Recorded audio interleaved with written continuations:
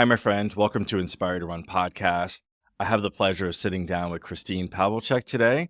She is a mom of two, hybrid athlete, 2023 DEKA FIT age group world champion, spin instructor, and certified personal trainer. And I have to tell you so much more. So I'm excited to have this conversation with her. So excited to have you here on the show, Kristine. Thank you for having me. First time on a podcast. I'm super excited to be here. Well, excited to have you as well. And, the topic here is super important. I'm excited to talk about it. We're going to talk about building confidence by setting intention and big goals. And Chrissy has such a wonderful story about setting big goals early in her life and how that's kind of brought her to where she is today, which is world champion for DEKA. So, Chrissy, why don't you tell us a little bit about yourself and kind of how you got started with these big goals? So a little bit about myself. When I was young, I was always referred to as Speedy Gonzalez at my house. My mother called me that all the time. I was always moving, super active. So I did a lot of activity when I was a kid, never was sitting around or sedentary. And then as I, progressed through middle school and high school, I was doing sports. I was a gymnast for a long time. Then I was a swimmer, diver, and really focused in on swimming, became an endurance athlete. Then went to college and needed to find something to continue to do for a lifestyle. So I picked up running. I had never even ran a mile in high school during the test for the state. I would be the girl hiding in the bushes. So at 19 years old, I decided when I was at UConn to pick up running as something that I can continue doing fitness independently and feel connected to, that activity I always craved. And I had always had this, I remember this picture of my uncle growing up. He had ran the New York City Marathon. And when I was younger, when you're really little, it was on the wall sort of low, this picture of him crossing the finish line. So it was like eye level for many years of my life. I always thought that was a huge achievement. And so when I graduated college, I decided I felt a little lost. I needed a big goal to work toward. I'd never ran a road race before in my life. And I set out to plan for my first year to train. So I did a 4-month training plan. I looked it up online and, I really used my uncle as inspiration and I thought it was a really good time in my life being 22 at that point. I felt like I needed to find myself a little bit, felt a little, I guess, lost leaving college, not knowing what, I had a full-time job starting and stuff, but I didn't want to go to work and become someone who was inactive in life. I was always focused on like, how do I keep this in life? So I found running and, I surprised myself that I was able to stay so disciplined through those 4 months of training. And I did see the finish line and it was very hard. But I guess having that big goal was like a really big, and it meant a lot to me to finish that. That's incredible. And I love how you had a role model, someone who you looked up to and had done something. You're like, wow, that's really great that you've done that in your life. And that inspired you to do, a lot of what you're doing. So I'd love to hear that. Yeah. My uncle, it's a success story. He's done a lot of things. That was one of them that I'll never forget.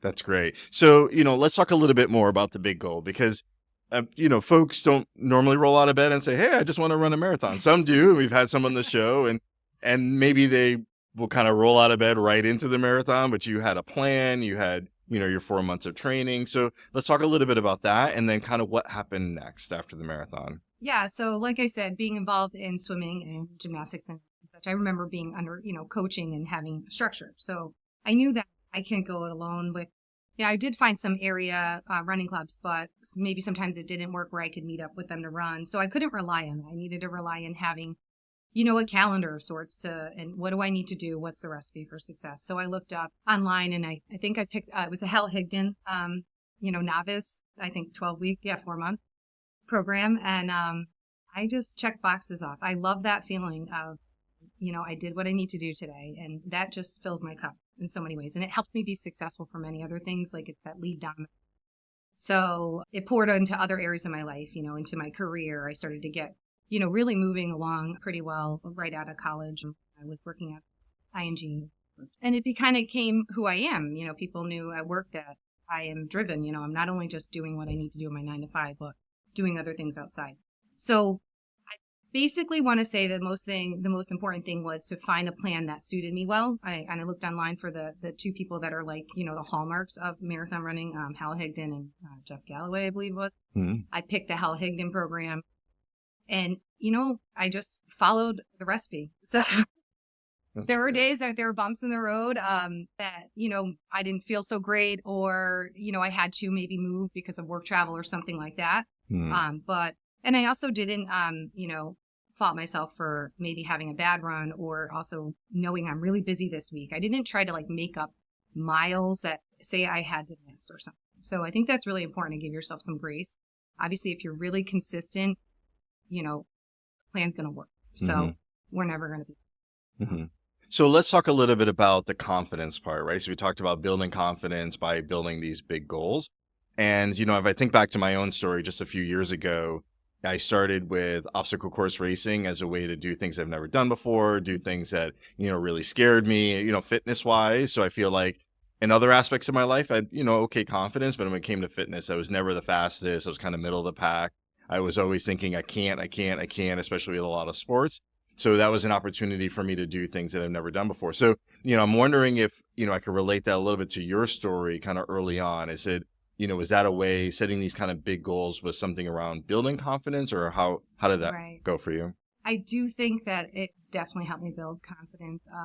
I think never being a runner in high school, I was a little overweight at some points too. So, I don't think anyone would have thought that I'd be, you know, for sure. I didn't even think I'd become runners.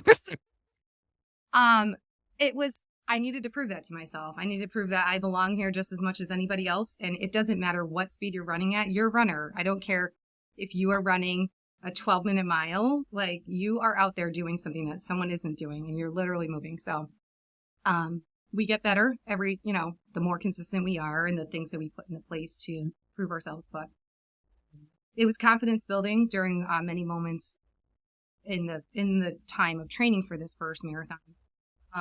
Just knowing that, I looked at a map. I didn't even know, I was new to the area I was living in. So I was also like learning the roads where I lived. So it was like, I'm going to go out of my shell here and I'm going to learn, like, I'm running 2 towns away and not in the area I grew up in. It was a beautiful area. I live in Farmington Valley, but it was confidence building. And then, in that way too, just being independent. So, yeah. And then, meeting people on the bike running, you can tell people who are like out there long distance endurance and giving that runner nod, and, so that little endorphin boost you get. I love that. I love that. And it's funny you're talking about being out there with other people running. When I'm running on the trail, I read something about, someone would wear their hydration pack just to pretend that they were doing long distance. So they had an excuse to run slow. And I just laugh about that all the time. So when someone's running on the trail with a hydration pack, I'm like, are they thinking about that of me, or am I thinking about that about them? But That's awesome. yeah, that's really funny. So, let's talk about, you've had a lot of success kind of in your fitness journey leading up to the world championships. And I know you're going to do it again this year. So let's talk a little bit about, steps to success. So, talk about setting that big goal, having something to work towards, but you can't do it all at once, right? You kind of work towards it in steps. And I think that might be very overwhelming for somebody. They think about, hey, if I'm here today, it's unlikely that I'm going to be able to get all the way there, because it's hard for them to picture it. So, like, how would you break down kind of the steps to success in your journey? I continuously do this. I worry about today and what I have to do today, and that's it. And then tomorrow's a new. Obviously, the overarching goal is always there, but I know that if I can do the best I can with what I have today, whether that is, my effort, my fatigue level, I try to be really true to myself. Like, am I mailing it in right now? No, I just make sure I'm not doing that. That is the worst. I feel in training, or when you show up to the starting line, you don't want to feel like you're mailing it in. You're doing the best you can. But there are some days that, it doesn't always work out perfect, but like I said, it's really that lead domino. It's like doing one thing well and then like getting to the next thing, right? So I try not, even today, I looked at my training program. I knew I needed to bring my running sneakers, but, I didn't exactly like zone in on everything I need to do, because the job's going to get done one way or the next. So I think that's helpful to not get overwhelmed and think, looking 3 months out, oh my God, I have to run 14 miles on, this particular Sunday. How am I going to get there? Just trust the process. Just be consistent. Just show up. Do what's asked of you. Do the best you can with it. And I think that's that's something that's always been helpful for me in a lot of things, because there's been something in my professional career that seems so daunting. I had to join a Toastmaster speaking club so I could present to hundreds of people, and multiple times in different conferences. And just joining the Toastmasters club was new to me and scary. And then standing up in front of a room with just the 12 people in our member group, and learning how to present, and then continuously getting into bigger rooms, right? But had I not taken that first step and just said, let me focus on this, I may be too scared to even take on that venture. So I think it's focusing on the day you have ahead of you and trusting yourself. I love that. And, for our listeners, if you're not running today, that first step could be just lacing up a pair of running shoes, right? And then just going for a walk, and then maybe doing a run walk program like a Couch to 5K, and then eventually progressing from there. And then if you're, a half marathoner and you want to go for your first marathon like I'm doing this year, you pick up that plan and then you just kind of build up. And, I'm thinking the same thing. Gosh, I have to run 26 miles. And the most I've ever run is 20 in my life. And that was hard. And, I know Coach Kevin's listening to this. He remembers that day like it was yesterday. So, it's taking that first step, I think, is really important, and really focusing on where you are now. I love what you said there. And kind of what I've been thinking and saying to myself recently has been, run the mile that you're in. Right. So last week I had to run 13 miles, and I'm like, even though I've done it before, 13 miles is a long way. So I'm just run the mile you're in, just get to the next one and get to the next one. And before you know it, you're going to be at the finish line. Right. My mom has always said to me, she's lived her life like this. And sometimes it drives me nuts as a child of the mom, but she's always like, why, you can't worry about things that haven't, like, they're so far away. Like, your worrying does nothing for today and right now, what your focus is. And she applies that through everything in her life. Sometimes throws too much caution to the wind, and we are in opposite cycles where I'm the parent, she's the mother, but, she's the daughter, I'm the mother, but, it's true, worrying today about something that's not even happened is literally thwarting your efforts for today, and, so that's another thing that's brought through life. That's great. So, we're starting to talk a little bit about lessons learned. So share some other, stories or lessons learned kind of along your fitness journey. Well, I guess one thing that, some lessons learned, being a runner, I quickly learned you can't just run. You need to do strength. You need to do discipline strength. And you don't need to do heavy weights, but you need to be disciplined about your mobility, about working on single leg strength. I've learned a lot, read a lot on that. And, your recovery efforts are really important. So, like I said, I started running. The first marathon I did was 2002. We're in 2024. I'm 44 years old this year. So it is something that my goal was always to stay in. And I want to be the old lady. I need to be the old lady on the podium. If there are 3 people in that age group in there, you're going to be number 1 on there. People are going to be like, get this lady off the course. Okay? Whatever it is I'm doing. But I want that staying power, and how we get that staying power is being, educating ourselves on the things that are going to help us, first of all, stay in the game, stay healthy, stay engaged, and also, be the best version of ourselves. So, that's a big lesson I've learned. So, and that also, again, filters into other things in life. Like when something, it seems, hard to keep up or whatever, like what are the other things I can be doing that are not exactly this one movement pattern or exactly this one thing that can help aid in that? So like nutrition, prioritizing nutrition and I'm not perfect at all. I love sweets and stuff, but making sure I'm getting, in all the things I need to do outside of just the action of being physically out on the course, right? Made a huge advantage in my mindset, that discipline that you need, and then also like performing. So okay. And nutrition is very important. I'd say that I've fallen off the wagon a little bit lately. Too many cookies and ice cream bars. So this is the problem. No, that's not the problem. You have to be really off the wagon, and you're not. Well, we have to live, right? We have to be, we're not all elite athletes making a career, so if this was my only, right? Sure. And this is my, you better be damn straight. I'm not going to reach for the Klondike bar. Yeah. But this is a lifestyle that we can bring into our life and be balanced about it. So it's okay to do these things that you're talking. Yeah, I say it in jest, maybe not, but yeah, for those listening, like it's really important to find that balance because I've been there where I totally cut out everything, and while I reached my goals, I wasn't the happiest person to be Right. around. Nobody wants to be around me when So, I have this. so I really try to find balance, and I'm still working on it, but it's much more enjoyable. Like life is much more enjoyable versus waiting. Gosh, I got all of these things I need to do over the next 6 months. I'm gonna cut all this stuff, and Right.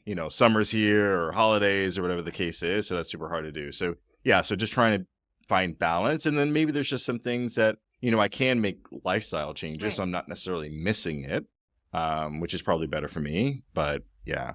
I do think it's like super important if you want to dial in and maybe drop a few pounds for something in particular. You need to have that discipline to be saying like, right now this is what my focus is. But it's not necessary to be that hard on ourselves for that long period of time because like again, the staying power. We don't want to be falling off and feeling like the worst is when you feel like you let yourself down. Right. I don't care about letting anybody else down. But no, I'm not doing that. So, Right. And you then don't want to feel that. And then the flip side of this is, especially as you're becoming more active, depending on the level of activity, right? If you're running your first 5K or if you're doing a marathon, you need to fuel your body, right? You need to fuel your run. So I guess that's the other part of it is, okay, we joke around about the cookies and the ice cream, but at the end of the day, I think what most people think is I have to eat less, to kind of lose the weight. But if you're going to start up your activity, in some cases, you need to figure out, well, what's the right balance, right? In terms of how much you need. And yeah, so talk to me a little bit about that. So yeah, I just focus on, I really, like I spoke about, gaining strength for running was super important to me. So coming, hand in hand with that is increasing the protein intake. So I'm very, very focused on that. But I'm also, I would say, equally focused the longer I've come along in this journey with the energy expenditure I'm putting out, is really focusing on those carbohydrates. I was always never against carbs, but, really that incremental more that I need is super important to have the staying power. So like, a lot of times it will be a shift. It's like the carbs are coming first before the workout so that I can do the workout really well. And, then we're supplying our muscles with protein for recovery. And so just becoming really educated on how our bodies, perform better with different ways, those levers that you can push and pull. And, I don't steer away from fats. I like to have fats because they're satiating. And so it's a balance, right? I just try to steer away from, there are some processed things for easy, quick on the go, but, I just really steer away from like the fast food, anything like that. That's just nothing that agrees with me. So as far as, so I always want to just feel good. And you know, when you don't feel good, when you eat something, we all know what that feels like. So, we just, really just start being intuitive. And there's a lot of times that my body will tell me in certain ways, like I'll have this headache sometimes. My body has become so in tune with knowing that what it needs. Sometimes I'll get this headache that's out of nowhere. It's not related to caffeine. It's not related to sleep or hydration. It literally, I haven't had fish in a while. I need to get fish in my body. I've been very good with adding supplementation as far as omega-3 fatty acids. I take my creatine discipline. I am really good with magnesium that aids my sleeping and recovery and my vitamin D throughout the calendar year, whether it's the summer or not. I just up my intake winter month. And obviously, I supplement with protein powder. I don't do that every day. I try to get it from animal sources. But I do have to supplement with protein powder, I would say at least 5 times a week. Mm-hmm. It's hard. It's hard to get all the protein I want to get, Right. So, but, let it be small steps that you take to, all these things I've added in, I have been doing consistently for 4 or 5 years now. But the reality is that I did not do all these things in my 20s. I didn't even know what protein powder would be or what it would taste like or what, so it's like I layered them in, and the discipline comes with learning and educating ourselves. And then like we decide what works for us. We, there's a little bit of trial and error in that, but an all or nothing. Find what works for you and give yourself a little bit of time to acclimate to something new. And if it agrees with you, it's great. Then yeah. Yeah, I found a number of things that don't agree with me. So take some time to figure that out. That led me to the things that do agree with me. So that's a good thing. So I love that. So, we talked a little bit about kind of building confidence. We talked about your big goals. We talked about steps to kind of get to that goal and things you need to do, strength wise, running wise, nutrition wise to kind of get there. So I'd love to hear how all that kind of culminated in your races. So, just share a little bit about a couple of races, maybe the race where you felt like you had the best performance and kind of what was going on there, and maybe a race where you didn't kind of live up to your expectations in that race and kind of what was going on there. So, I would say the race that I remember the most, it isn't even, I remember all of them, but like the one that stands out to me the most was when I went to DEKA FIT Philly 2 years ago. And I, with my very first time traveling for anything, going to Philadelphia and then doing this race where, like a 5K run with the 10 strength events, the DEKA FIT, I was feeling, prepared, but I hadn't been working directly with Kevin and Underdog at the time. I was kind of training. I did have a strength coach at the time, but as far as the hybrid focus on that was really just kind of coming down to what I was piecing together. And when I got there and I ran that race and I took second place in my age group, I was like mind boggled. Like it was like I'd never stood on a podium before like that. So I was like, this is so cool. And it was just one of those moments where it was a confidence booster for me. So that really is a highlight. And then it was like, well, what else can I do? Right. Where else can I be better? Because I knew there were some elements of that race that were, the bike, the assault bike, the devil bike, our favorite, the devil.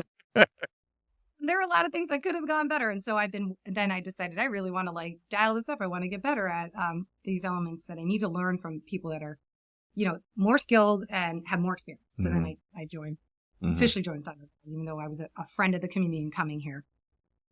So that one stands out to me. And then obviously being able to qualify the next, with those times for championships. And then coming in second in my age group at world championships, it was like one of those moments where it was like, oh, this is work, this is working, like things are getting better. So this year we'll see what happens. And then as far as like independent, just running events, the half marathon in Milford, the Gulf Beach half marathon that we partake in, it's a PR course. It's a flat course. So I've ran so many half marathons, and sometimes you just can't pull off those things depending on the course. And so every year at the Gulf Beach Marathon, I would show up just to enjoy because it's in my hometown, and I'm pushing myself, but never really. I know it's 13.1 miles, so I'm not trying to like race it, right? And I want to see what I can do, but I also want to have that staying power. And I finally have built up this confidence to trust myself to race it. And this past year, just a couple of weeks ago, had my personal record on that course. And, I was racing for the very first time with 4 to 6 people that were like in my pack that I needed to make a moment and say, I'm pulling away and I'm going to do this. And I did. And so that it's like these little moments sometimes you have that are like, that built a lot in me from that moment. Just like feeling like we're all right here and we've all been chasing each other for like 2-3 miles. Like someone's going to have to pull away and have the guts. And I did. So, and I think that those moments I've had from before, through DEKA, through competing, kind of gave me that competitive feeling. Not just a participant, but a competitor. Yeah. And I love what you said about, those wins. So the win about getting on the podium for the first time was a win and a confidence builder, but also the win, like in the race, just being able to perform better. And like you said, pull away from the group, that in itself is a win. So, I guess the moral of the story is, right, just really think about your wins, whether they're small wins, like during the race or during your training, or all the way up to you getting on the podium, right? And winning actually, the race. That pulling away, I now credit that back to just 3 or 4 weeks prior to the race. I was in Westerly, Rhode Island on vacation, and there was a Ironman guy. He was training, and he was, he full on like Ironman gear. Like I don't know where he was going, but he was a fast guy, and so he had been running way ahead of me for a really long time on this long stretch by the beach, and eventually he did some kind of walking or some stretching or whatever, and then of course I kind of passed where he was, and then he came back up to me very swiftly, like, and we were running shoulder to shoulder. And it was really fun. And then, he's staying at a pace because he's, doing Ironman training or whatever. But this guy was pretty elite in general to be at that pace for a long distance training session. And I started to pull away a little bit from him, and I was nervous because, he's a male, he's fast. And I was like, no, what the hell am I thinking? Like, I belong here, like, just as much as him. And this is just in a regular training session by the beach in Westerly, Rhode Island on a Sunday by myself. So, I pulled away, and he gave me like a clap, and he was like, go get it. Like, he made me have that moment where I can be that person. So, yeah, just in training, not even at a race. Right. That's So, incredible. yeah. That's an incredible Yeah. story. So, tell me about one of the questions I like to ask the guests that come on the show is, what is the biggest obstacle that you had in your fitness journey, and how'd you overcome it? So I've had knee injuries. I've had, my ACL was repaired twice, so on my right leg. So in general, building strength and doing like squat patterns and things like that, I was always very nervous. And so, but I realized that I had to get over that fear. And actually, that's when I hired a strength coach because, I wouldn't squat to death. I was nervous to do so. I also had some things that needed to get stronger, like in order to allow me to squat to death. And so I needed that help. So that was something I had to really overcome, was that my knee is not a limiter. It is strong. I've done the right things. I need to trust them. And so that's something that, through getting, doing the things I need to do for, mobility and stretching and knowing when I've put in enough miles or that's important. Another thing that I think I've overcome is that, there were times now, I said, the first time I ran a marathon was 2002. So we're in 2024. It's a long time. And there were many years that I didn't do as many races or I wasn't like super competitive, or maybe someone didn't even look at me and think I was a runner, right? Because I'm a mom of two. So I had a couple extra pounds on me at some time. And fighting those thoughts that you may have, like, why am I even doing this? Or I don't look like someone that you see online, those kinds of things. And so it's stuff that I think that, we have to overcome a lot at different times. And so, that those thoughts creep into our mind every once in a while, and we have to shut them down. We have to tell ourselves, like, I'm doing the work, and I feel like, do you feel good inside? Like, and that's what you have to focus on. So, yeah, so those are things that I overcome often, actually, as a female particularly. Going back to confidence. Yeah. Yeah. That's really important. Well, congratulations on kind of working through those things over the years, right? So the confidence part, the strength part, the injuries, it's hard. It's hard to go through that and then bounce back and then do all the amazing things that you're doing today. So that's really incredible. So tell me a little bit about, kind of as we wind down here, another question I like to ask the guests that come on the show is, typically I ask, what would you say to inspire someone to run? But I would say in this particular conversation, what would you say to inspire someone to really set big goals, to, do something different in their life and kind of think about taking themselves to the next level? Like, what would you say to them? I would say what I say to myself at every starting line. Why not? Why do you think that any other person out there hasn't had similar struggles? Like, it doesn't just get handed to people. There are some people genetically, athletic, right? They have a little bit more edge, right? If you're coming from a family of Olympians, you're probably, but there are so many more that are just like you know what I mean? And they just put the effort in. And so that why not me mentality needs to be really in everything you do. You belong where you want to be, that you have to really believe. So, and once you believe that and you set that mindset, and don't let anybody take that away, right? And there are going to be people that are in the corner, or think that your training is crazy, or maybe you're selfish. As a mom, you can deal with that. People may think that they may not particularly agree with the amount of time I put in for myself or whatever, but I look at it as like, the reality is this is an example to my kids for a lifetime. Whether anybody else disagrees or agrees with it or not, this is my household. This is how I want to raise my kids. I want them to know they can always, set a goal and achieve it and work hard for it. So that why not me mentality has to be there first. You have to believe. That's incredible. And you have an amazing, incredible family too. Thank And I you. can see that in everything that they're doing. They have a great role model in you. So congratulations. They inspire me too. They're little fighters out there. The swimmer's faster than I ever was. So You did your job. Good job. That's awesome. All right. Well, it's been a pleasure having you on the show. I really appreciate this This has conversation. been awesome. You sharing, your life story and, a little bit about your life story and everything that you've accomplished. And so how can our listeners find and follow your incredible journey online? Well, I post daily, actually. I like to share. So my Instagram handle is KrissieK98. That's KRISSYK 98. Graduated from high school in 98. So, and you can follow me there. So I'm on Instagram and also on Facebook. My name is Kristine Pavelchak. So the stories are out there every day, and I do some, I highlight some posts on my Instagram when I have races and, some takeaways and maybe some inspirational things. And then you'll see a mixed bag of some family stuff. Although my kids don't really want to partake in that. Social media. I understand. They were really element for a while, but then not anymore. 15 and 13, they're not into it that much. But you'll find more racing stuff as I've been, adding to my collection there. Yeah, similar story with my oldest daughter when she was about that age. So I Yeah. completely understand. I didn't understand it then, but I get it now. So, so great. Thank you so much, Chrissy, Thank for you. coming on the show. I'll put this information in the show notes.